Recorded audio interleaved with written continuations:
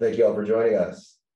And we promise to keep this brief and as packed with information as possible. And we'll be making all of this recording available to you all, and along with the slides that we're going to share shortly. And we'll also have some time for Q&A. So if you have issue-specific questions or you want to talk about your annual reports, we're happy to take those questions at about the 20-minute mark. And if we want, the chat function is up. If you want to ask us any questions, feel free to post those in the chat while we're talking, and we will try to circle back to them at the end of the session. All right, should we get rolling? All right, let's get rolling. All right, Nathan, why are you someone who should talk about annual reports? What expertise do you have? I have probably done, I can't count the number of annual reports we have produced for clients over the years, and they're often a big lift. There's a lot of complexities to them, and I think we've had some really great experiences with annual reports, and we're excited to share the good, the bad, and the ugly today on that experience and that process. What is your experience with annual reports, Emily? I'm so glad that you asked. So as somebody who has done philanthropic advising for over 15 years, I've worked with donors on the business side, on the family side, and I have had the benefit of reading thousands of annual reports through the lens of donor engagement and have a strong point of view from that perspective. So we'll be sharing really our analysis as readers, as authors, and just as humans in the world. Great. Let's get started. Let's do it. Okay. So this little cartoon that we put together captures a moment that I want to help each and every one of you avoid. I've been in many conversations just like this. It's January 10th, or it's February 10th, maybe. I mean, this is actually, if you're January 10th, maybe you're in a better shape than others. And you're kind of sitting down and people haven't really thought about the annual report at all. And then all of a sudden, there's a tremendous amount of pressure to report on the past year. And I do want to say one thing. This is a webinar specifically for nonprofits. So tomorrow we're going to be talking about CSR reports and the lens from the corporate side. Today is really about the nonprofit side. So we're going to be focusing on it through the lens of the nonprofit perspective, although there's overlap. I just want to make sure we clarify that. So this scene is something that I think everybody can avoid.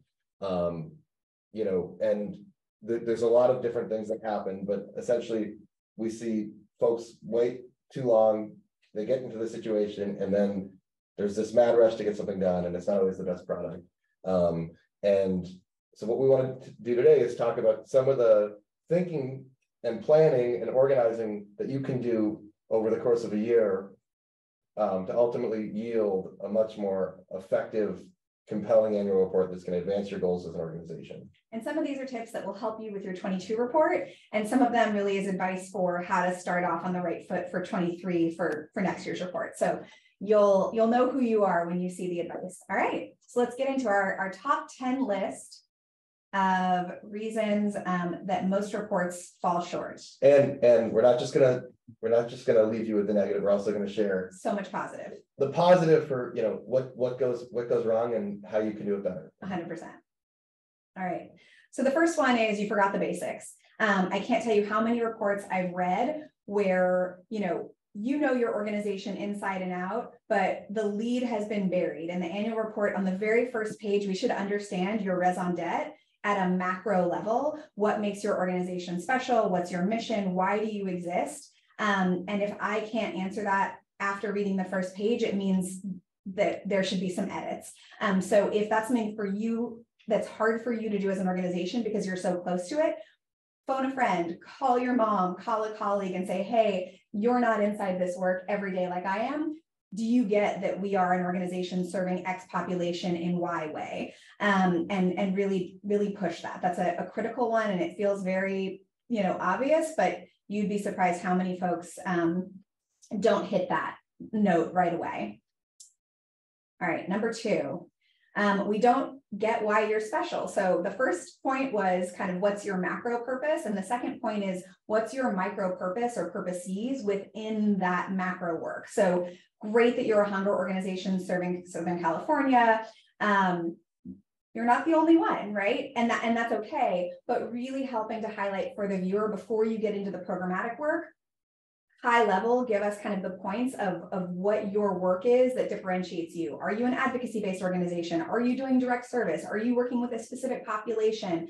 What are you doing that's unique in this ecosystem that really is the purpose of your existence, and that you're going to be teeing up in specific ways later in the report? And, so many organizations, so many nonprofits don't spend the time and go through an intentional process to understand and outline what is their unique selling proposition, what is their unique value proposition, and that's hard, and it's actually a lot of mental labor, and it's a lot of collaboration, and there's often disagreement within organizations, but you have to take the time to do that work. And a lot of the times when we really see this is when we're developing annual reports, when it's clear that a nonprofit organization hasn't spent the time to fully flesh out and crystallize and craft what is that unique value proposition that they want to share with the world. Yeah, and from the donor perspective, I'll just add, you can imagine there's 5, 10, 15 organizations that are coming saying, hey, donor, we know you care about X issue, support us. And so it's helpful when you make it really easy for the reader to communicate to their leadership, okay, everybody, we should focus on these 3 organizations because here's what they're doing that's really particular in this ecosystem. All right. Number 3, and then we'll let Nathan take the next few, but you're making mountains out of molehills. I am, as if anybody knows me on the phone, I'm totally hyperbolic. Like, I'll wax on about something being so spectacular. Do not do that in your annual reports. Do what you do and, say what you do and do what you say. If you really are like the leader in this legislation, take credit for it. But if you wrote one letter and your, leadership went to one city council meeting, don't say that the motion passed because of your organization. People see through that, and it also can create some friction within your ecosystem. You want to be, clear that other people who are your colleagues are going to be reading these reports from other organizations, and you want to be confident that if somebody was reading this who's not on your team, they would say, yeah, that's true about that work. Really, that's the best way for you to build is to root in what's actually happening. You should assume that your audience is smart and informed, and if the very worst thing that you can do with an annual report is violate their trust or make them believe that you're not fully representing who you are and what you're doing. It undermines everything else that you're trying to do in the report. So it's really important that your information is accurate and that you're truly representing the impact that you're having in the world. Yeah, so error on the side of like slightly humble versus hubris. If there's a measurement tool. All right. Your report is too long and too wordy. This for me maybe is lesson number 1. People sometimes believe that they get extra credit for long reports, that it somehow makes them believe that you're doing more, you're more effective, you're more impactful if it's longer. That's just simply not the case. People are busy. People have shorter attention spans than ever before. So try to really boil down. It takes time and mental labor to boil down what you really want to say into the most compelling pages and sentences. But do that work. Don't err on the side of making it longer, and that particularly is true. This happens a lot when people wait and they procrastinate on a report. We'll talk about that in a second. And then they also want to write a really long report as well, which is exactly the wrong thing. And then the other thing is think about the visuals from the very beginning. It's super important. The visual language should reinforce the writing, and you should budget space in your report to have really strong visuals. The other thing that I'll say just quickly on that is you may have the need for a super long report for your board. What we often see as an organization trying to do a one-size-fits-all report. So if your board needs like very detailed 25-page, that's okay. Then take that, distill it down to its essence, and have a much shorter, let's call it, 5-page report for a broader audience, to not make people work too hard to get a sense of what happened for you in 22. Or if you have to put a lot of like really granular data or things like that, you can have appendices in the back, but make sure that there's an accessible, easy, condensed version that really gets the core message out. Okay. All right, we're on for the next. Your data is a disaster. All right. So we see this happening, unfortunately, all the time. You've done incredible work. You know it's great. Your team knows it's great. But we are, certainly people who believe in a show me, don't tell me ecosystem. And so if you don't have your information in a way that is collected and concise and strategic and really aligned with where the work should live, it gets really, really hard. This is obviously a plug for ethos tracking if you need help getting your data better. Whether you use our system or not, on our website, which is there's a link in the chat, we really, I think, have created a clear ecosystem of how you can organize your data, but make sure whether you're using a system like ours or not, at least on a quarterly basis, you're doing data maintenance. And I would argue certainly on a monthly or depending on your organization, even weekly basis, you should be doing data maintenance. So you're building your data sets all year long, not having this January 10th moment where you're like, oh man, we need to now go back to the 20 partners that we're working with internally and externally so we can gather the facts related to this information and really distill our KPIs. So data, show, don't tell. And when your work speaks for itself, it really goes a long way in reports like this. And when you wait and when you don't have the process in place for a year-round collection, that's when mistakes happen. That's when you put additional stress on your comms team. I can speak as the comms professional. And when they're chasing your team to try to piece this together after the fact, it's a lot harder. So important to do that on the front end.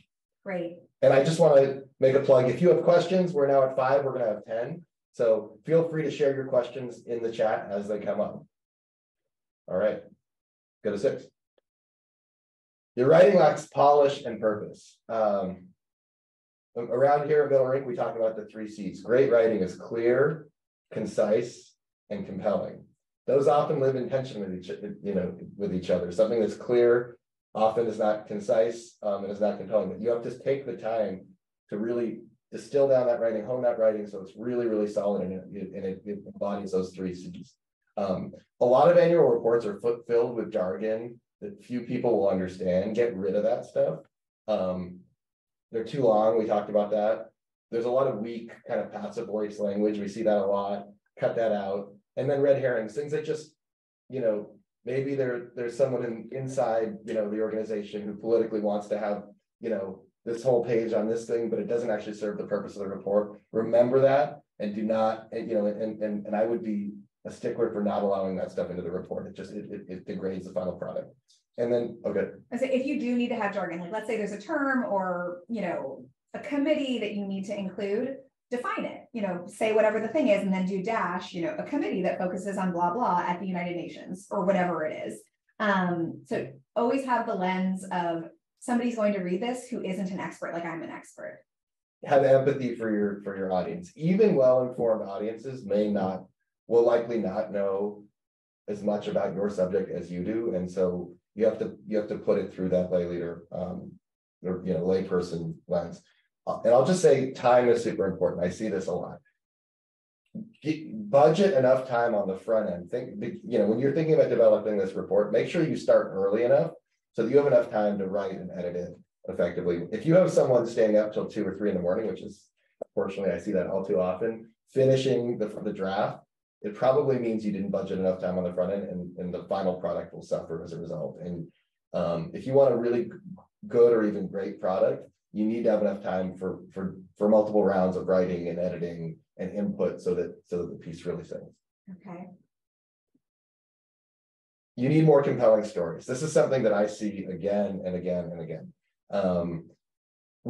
Since humans were drawing on cave walls, in ancient, as cavemen, we have felt compelled by stories. We are hardwired as humans to be connected to other humans and to be moved by their experience and to see ourselves in their experience. This is one of the most valuable things that you can do in annual report is to be able to elevate those human stories from your work, whether you're a advocacy organization or a science organization or a fundraising organization for a social service group overseas. It doesn't matter. You have to be able to get at those stories to try to spark those human connections between the people you serve and those you're trying to convey the work to, whether that's donors or policymakers or stakeholders and other partners that you're trying to engage. It's not easy. Finding the right stories takes time, and it takes a process. You need to let your team know that, early on, that the stories that they encounter, on the front lines of your work, you have to have a process through which they can share those stories up to the comms team. And you need to, every story is not created equal. So you have to collect a lot of stories in order to find those handful that are really powerful and compelling in a report. I'll also say this, sometimes I see people try to substitute quantity for quality. I'd rather have 2 or 3 or even 1 really compelling story in an annual report versus 10 mediocre stories. And so it's really important that you take the time to collect them, analyze them, polish them into their most compelling form, and then choose the very best ones. And I'll just say, as the reader thinking through a donor lens, stories are critical. They help to, illustrate the work, but they can't take the place of data and work that is rooted in expertise. So great to have a story, but I need to know that this is an example of 1 of 10,000, and I need it to be backed up by real KPIs and real information. Because if you're trying to sell me on an idea that is flimsy and you're, using the story to make up for, a weak product, that shows. So yes to everything Nathan said, but do it when it's bona fide and when it really is an example, not when you're trying to kind of create a straw man that you hope nobody looks behind the door, number 2. Yeah, so in context of choosing the story is super important. It's you want it to reflect, like Emily said, a bigger context to show what you're actually doing. It's not like this one crazy thing happened and we're super excited to share that, but it doesn't actually reflect the rest of the work and what we're doing. Great. Okay, I have a master's in public policy. I love statistics.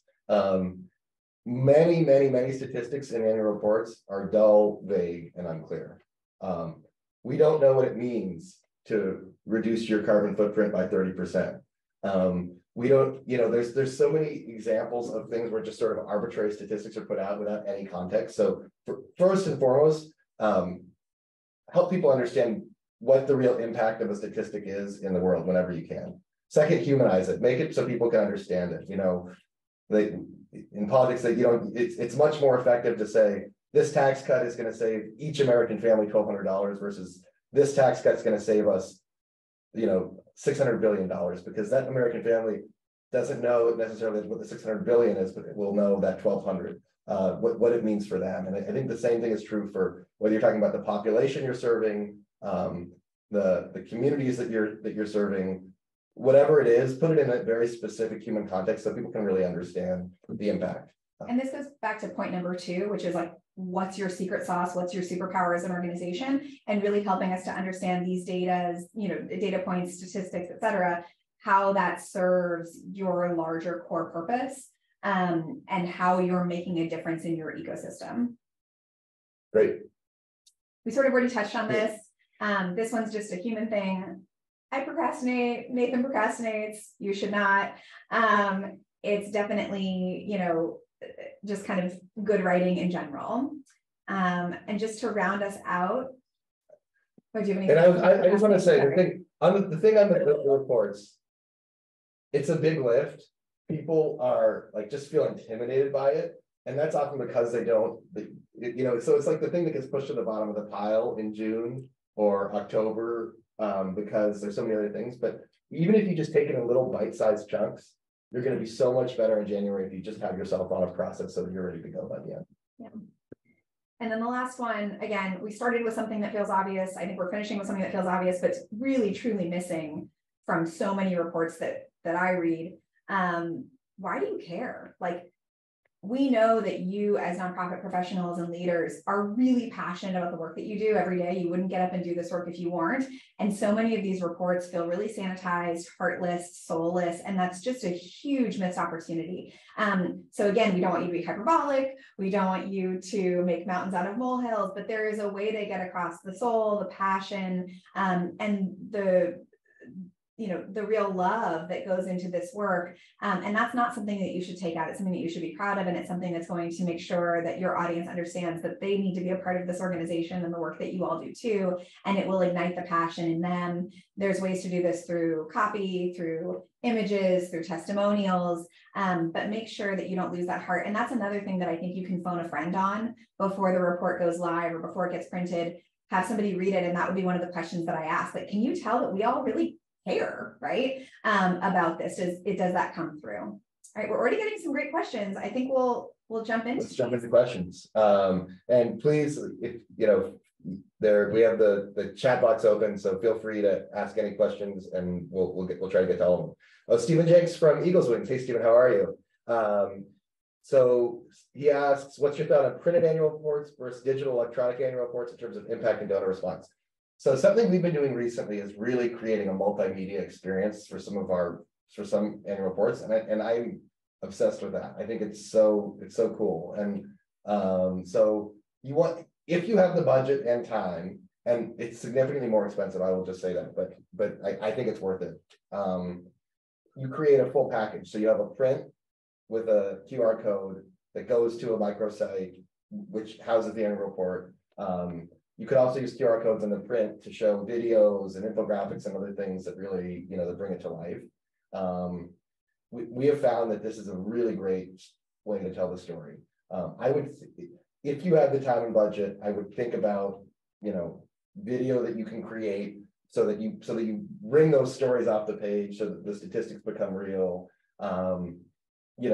And budget, but it will take more time to do that. But I think this is something that we've really been doing a lot of lately, and I'm super excited about it. And I think it makes a big difference in terms of big impact. And I'll just say on the donor side, for every one of my clients, I write memos that have sort of a summary of what the ask is, and I'll include video links. If there's a 60-second or a 90-second video that I can include that will help my audience understand how cool this project is or how cool this program is, I'll include things like that. So it makes it easier for me to help share your message to donors by having something that's really digestible, and and video content is obviously really saturated when it's done well.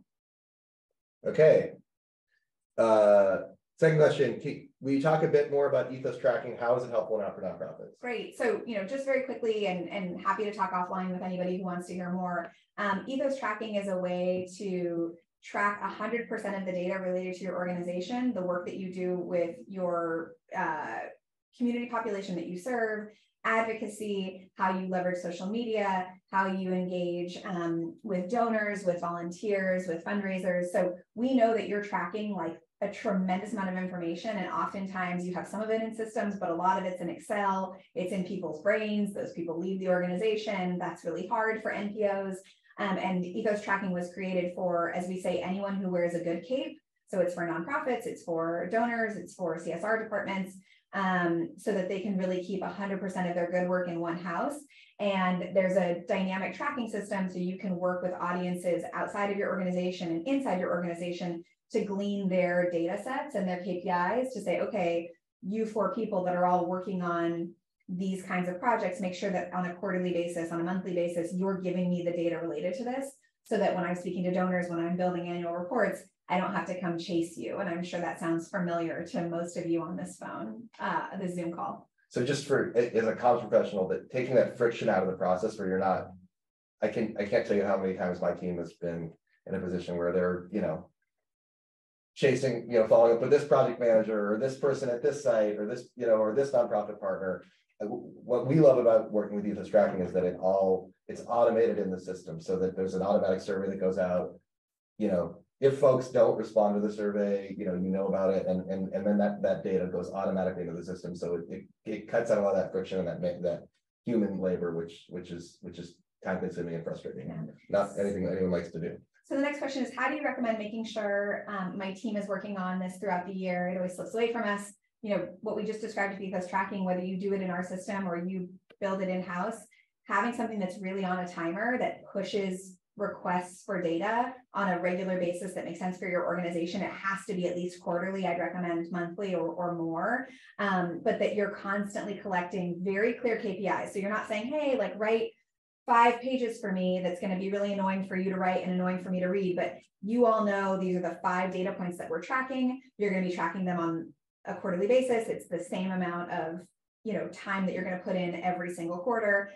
Collect pictures, collect Vimeo links as you go. Make sure you collect permissions, right? So if you're interviewing people from your community and you need to get their releases, get those in real time so you don't have to collect them after the fact.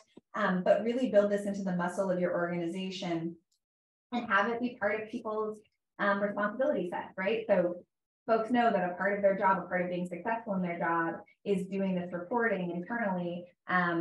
It's really just a muscle that you have to build. And, it's like going to the gym. It's really hard to go the first time, but when you make it part of your practice, it's just something that you do. And I'll take this next one because it's also, pretty similar. What do you mean by good data? That's a great question. So by good data, we mean data that is helpful and additive to your goals and missions. If you're collecting 20 pages of information and only one of those pages is relevant for the points that you're trying to make, the communications that you're trying to build out, that's not good data. It's data that you're going to have to sift through. It's going to be annoying. It's cumbersome. So make sure that the things that you care about discussing and communicating and pushing into the world are the things that you're collecting. And if you don't care what color t-shirts everybody wore, you're never going to talk about that. Don't ask what color t-shirts people wore to the event. That's obviously a silly example, but you see the point. Absolutely. Okay. Good one for you, Nate. Okay. How should I make stats and KPIs feel less boring? I love that. Think about there's a process through which, and we tried, I think that, with our top 10, we try to take you from big picture to small, to the more to granular, but I think it's, first you have to identify what is your core purpose as an organization? What's the core impact you're looking to make? And then, that's sort of like a thesis. And then all the subpoints are these KPIs. And how do you get towards that point? And helping people to see the big picture within the small picture, along the way. I think it provides clarity to your organization and to the folks you serve. And if you keep that North Star in mind, what is that big purpose? I think that helps in terms of keeping your KPIs focused and less boring. Right, Nate, how long should reports be? It entirely depends on the organization. I can't give you. You're going to say that. I think it should be as short as it possibly can be, but no shorter. There are some folks who have, as we're writing, folks who have regulatory requirements, or there's board requirements, or there's so many different reasons why reports need to have information that it has to have. But be ruthless in cutting. Make sure it's as short as it possibly can be. Have empathy for your audience, and I would say every single page has to have a reason for being there. And that's what I would say. And we discussed this earlier, but it's worth saying again. You may have a version of the report that's very long for a specific reason. Take that, distill it, and have a more dense report for a broader audience if that's the situation for you. Nobody in the world, no donor should be getting a 20-page report. That's not part of your board. It's not nice. Okay. Do Ethos and Miller Inc. work together? Of course. There's a real nice Venn diagram. We help support the social impact work of Miller Inc.'s communications clients, and Miller Inc. supports the communications needs of our social impact clients. We're working together. It's super fun. Okay. Go ahead. Why don't you take it? Sorry, I have to read this, Lauren. So organizations that are complex and multifaceted, working on a lot of different things. How do you explain? I think what we're saying here is how you're working on a lot and how it goes together. So what I would say is, that's okay. Use visuals, help people understand the Venn diagram of all of it. I imagine that you and your board and your team have spent a lot of time identifying why you work on what you work on and making sure that it makes sense. Help it make sense for us, and help us understand how these things are linked. And by, working on DV and also working on mental health counseling and homicide support, that you're doing an easier lift than somebody else coming in and doing those things uniquely. That can be told in a story, that can be told through statistics and data. So we know that it makes sense to you, help make sure that it makes sense to us. I love Venn diagrams as visuals, by the way. So if that actually is a helpful thing to help us understand kind of the overlap on how these various opportunities work together, that makes sense. And you can also show how your staffing works. It may be that by showing an org chart we understand how, all of this works together and how the parts, come together for a greater whole. Make it easy for the listener, viewer, reader to really to understand, and don't assume that we're going to get it just by putting them side by side. Okay, great. Thoughts on incorporating read more or learn more touch points versus QR codes that direct to videos to keep things short, but also speak to both print and digital audiences. I hate to be, it really depends, but it does depend. I think I'm really a fan of QR codes. I wasn't for many years. I think they've hit their stride these days. People know how to use them. You have to invest the time and budget to make great content that goes to that learn more. In other words, if you have a really limited time frame or budget, then sometimes it doesn't make sense to do a full digital package, just because to have really like kind of low quality or videos that aren't compelling. If you're sending them somewhere else, that better be something that really knocks their socks off and really is compelling. But I'm a big fan of that if it's done right. And I would tailor them. So if you know that your audience includes clergy and elected officials and teachers, help give people guideposts to say, hey, this QR code's for you. It's something that's going to help with your sermons. This QR code's for you. It's something that's going to help with your, curriculum materials. So folks know if there's a list of 6 QR codes, which ones they want to go to. I'll tell you, as somebody who has to sift through a lot of these, I often don't click unless I know that it's going to help me do my work better. So I'm going to have to give my donor partners summaries for why this work matters. If you say, hey, donors, here's a bottom line on how we leverage dollars this year, that's a QR code I would click on. If it just said, click here to read more, I probably wouldn't. So give people guideposts. Great. Stephen Jenks, what do you think is a good length for the summary report? I think you have to have a 1-page summary at the beginning of every report. You should assume that most folks, no matter how much, unless they really, really love you or are really interested, are not going to read past the first page if it's not compelling. So that's super valuable real estate. And I would think about that summary, as a 1-page at the top, is super, super important. Any more questions? That was like a whirlwind. A whirlwind, and it's 10:33. So what I would say is we are going to, tomorrow we are doing this same thing, same time, for CSR reports. We're going to focus more on the corporate, corporate side of things, or business side of things, private sector. We will share this recording and our slides with you all. Feel free to forward it to whoever you'd like. This is just for whoever is interested. We really want to thank you for joining us. It's been a lot of fun, and good luck on all your annual reports. We can't wait to read them. Yeah. Thanks so much.